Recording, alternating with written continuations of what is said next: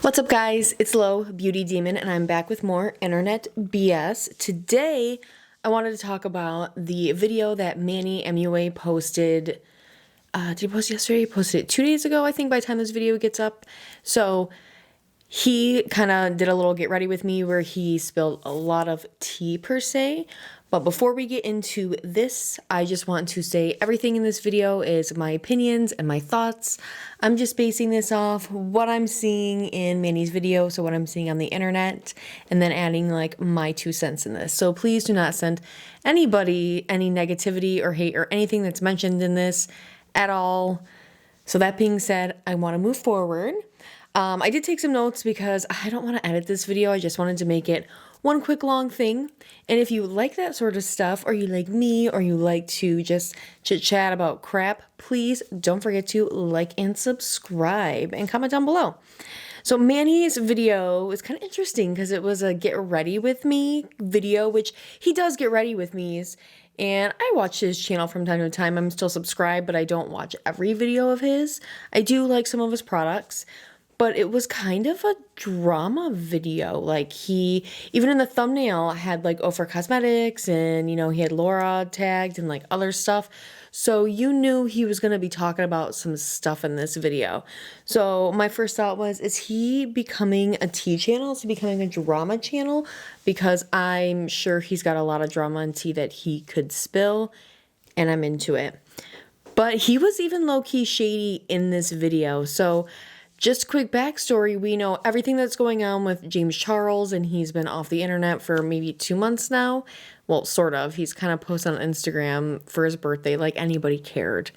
So Manny was actually in one of the last videos that James uploaded to his channel and seemed, in all honesty, to be friends with James. He hasn't publicly made any kind of comment or anything, but this video was kind of shady towards James and almost, in a way, to me, and I feel like other people might feel or interpret this the same way, it was sort of like he was almost like denouncing James Charles. So the reason I think this is, first off, he was wearing a Teddy Fresh hoodie, and I didn't make any drama videos about this or anything, but James Charles and H3H3, or specifically like H3 and Hila Klein, they have a clothing line, Teddy Fresh, and it became this whole battle between them and Trisha Paytas about, did James Charles steal a color blocking pattern from Teddy Fresh to use in his sister's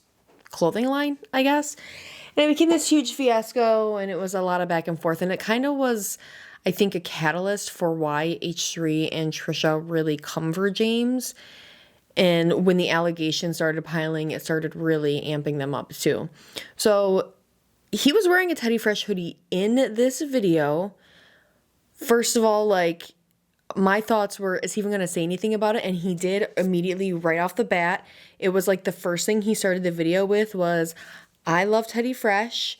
And then he starts singing all of Hila's praises, Hila being H3's wife, so she might be part of H3. I don't really know.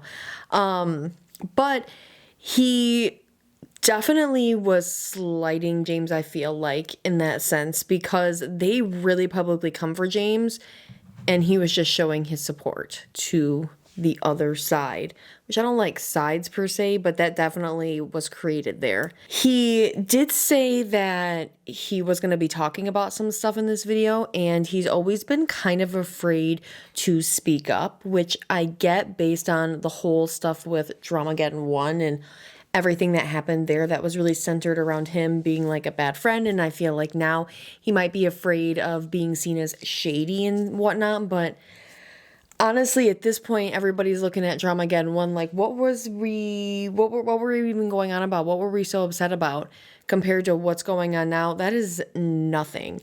And he's definitely redeemed himself in that sense. He also continues to go on and talk about the Frenemies podcast with Trisha and Ethan and how much he loves it. And he does talk about how he and Trisha did not have a great history. There's a whole backstory with like Trisha and Laura, and he didn't like how they treated his friends and whatnot. but that everybody deserves happiness and to be loved, and he can tell that Trisha is definitely in a place of growth and is doing great and has a lot of love and positivity around them. He did, I will say, I made this note, he did misgender Trisha throughout that section and called him she. I've made that mistake too. It's still something that we're learning and growing from. And I will say he did actually, in the comments, correct himself. He pinned a comment apologizing, and it is hard sometimes. You just kind of like slip into it, and I may have even done that in this video, but I'm trying to be very conscious about it. So anyway, I also was like, kudos to him for that, for addressing it, because when I saw that, first thing I went, it was right down into the comments. I didn't see any negative comments calling him out about it.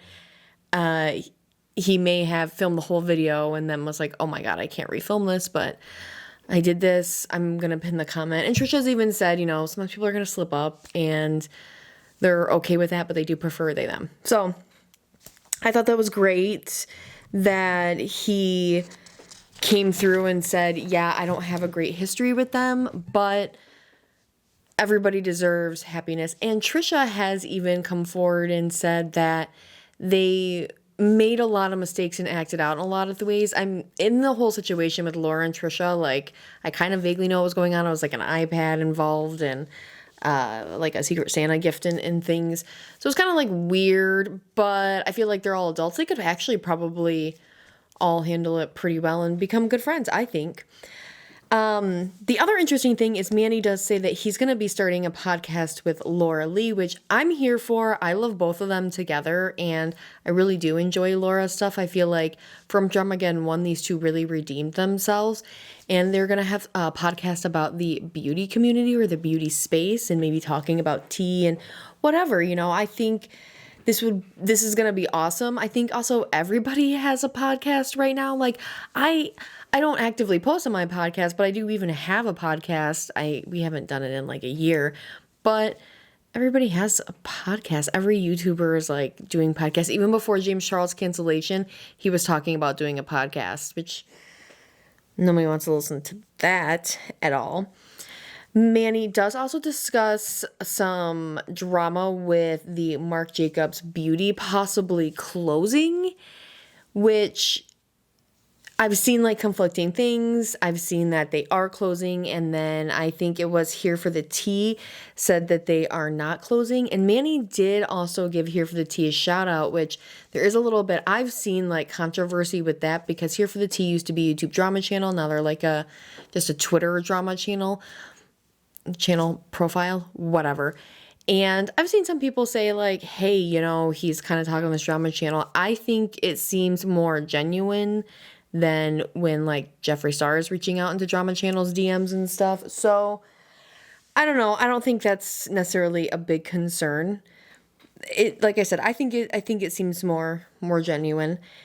I might actually do a video discussing the whole Marc Jacobs closure and stuff like that myself, but also Manny seems like he doesn't understand why a beauty company could potentially be closing in 2021. First of all, like, people are just not spending that much money on makeup. Lots of makeup companies are closing. But he does also say, like, I live in like my LA influencer bubble. Maybe there's stuff that I don't understand and I don't know. He does also, I thought this was a very interesting, he cracks a joke about people calling themselves empaths. And like, if people call themselves an empath, he actually says, nah, I don't fuck with you. I don't fuck with that. That was definitely like, definitely shade thrown at Shane Dawson for sure. If you're going to call yourself an empath, like, get the fuck away. And he's the most famous empath on YouTube. So I thought that was very fascinating that there was a lot thrown in there. Then he does address Oprah, and this was actually pretty big. I don't know if they were okay with him making like these bold statements, but that's okay. As a few points in this video, actually, I think at the beginning and then even at this section, he creates a timestamp in this video. He says, I filmed this video. He filmed it on Thursday of last week, which I don't know the date. I'm not going to look it up. But he filmed it Thursday of last week. And this video was set to go live Sunday, May 31st, right? Is that the 31st? Now I am going to look it up right now. What's today? No, May 30th. So his video went live on May 30th. And he made that timestamp, and he even says this because, situations can change with anything that I'm talking about. So the whole thing with Oprah went down. Once again, made a video about it. I'll pin it up here.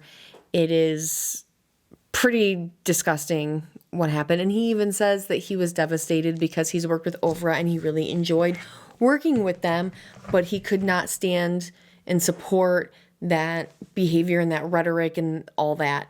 So he even just didn't sugarcoat it. He said, there's no way that you can avoid this or say this isn't you. And he says, quote, that's you, that's the photo, that's what happened. That's it. The receipt has been shown.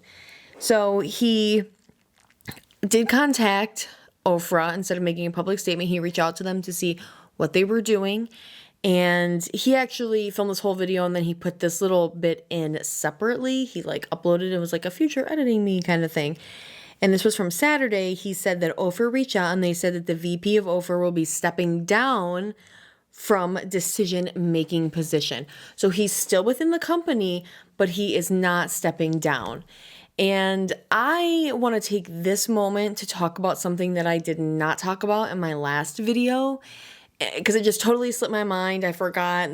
I don't write notes. Oprah, not only do they have a huge impact in the beauty influencer world, but they also have an impact in the beauty educational space. Oprah Cosmetics actually creates and makes makeup kits for makeup artist students, for cosmetology students, for aesthetic students in various beauty schools around the country, maybe even around the world. I've never worked in a school that uses Oprah products. However, I do know they do this. So they are also working with beauty schools and getting their products in that way. So even if we're calling for influencers to denounce them, they have a huge back with the educational system supporting them. So I implore you, if you do go to a beauty school, to take a look at what your kit is made out of. It should probably say Oprah Cosmetics. I'm assuming all the products would look the same, but that was just something else that just really was in my head, And I don't know if a lot of people know that, to be totally honest with you. So yeah, he says that they're stepping down from a decision-making position, but they're still in the company. They're still being paid. Your money is still going into essentially Trump supporters' pockets, which is what Mannys says. But he says he's going to wait and see. He's going to assess the situation a little more. We'll see. I think that is probably going to be that for him in terms of what he does with that situation, because eventually they'll announce this week, which is what he said they're going to announce this week, that the vice president is stepping down from a decision-making position. Yeah, I think it'll just kind of fade away, and then Manny won't have to address it. None of these influencers will have to address it anymore, and they can continue working with Oprah scot-free, more or less. He does also bring up his Biden collab, where he did a video with Biden and Dr. Fauci about the COVID vaccine, and they did talk about LGBTQ plus rights and how important that is and how much the administration wants to support that. And I thought it was a great video, honestly. I think it's very important for the president, regardless of who the president is, if they want to be a president that is going to really enact whatever kind of change they want, whether it's change that I agree with or disagree with, whatever, to reach out to the people in the ways that they are consuming media or consuming their political ideologies. And one of those great ways is YouTube. So that's a fantastic, I think that was really smart by the Biden administration. And Manny did acknowledge, I think Jackie Aina did a video too. He did acknowledge that he was probably going to get backlash. She didn't expect as much backlash as he did, though. I think, honestly, it's kind of BS, because anyone, regardless of who the president is, to be able to have a conversation with the president about issues that are extremely important, that's something that everybody would want to take advantage of, regardless of who the acting president is. He does also clap back at, he says, AE, Amanda Esther Ensing, which is a whole mess that I thought about making a video about, but it just really enraged me too much. I couldn't do it, so I can't. We're just gonna leave it at that.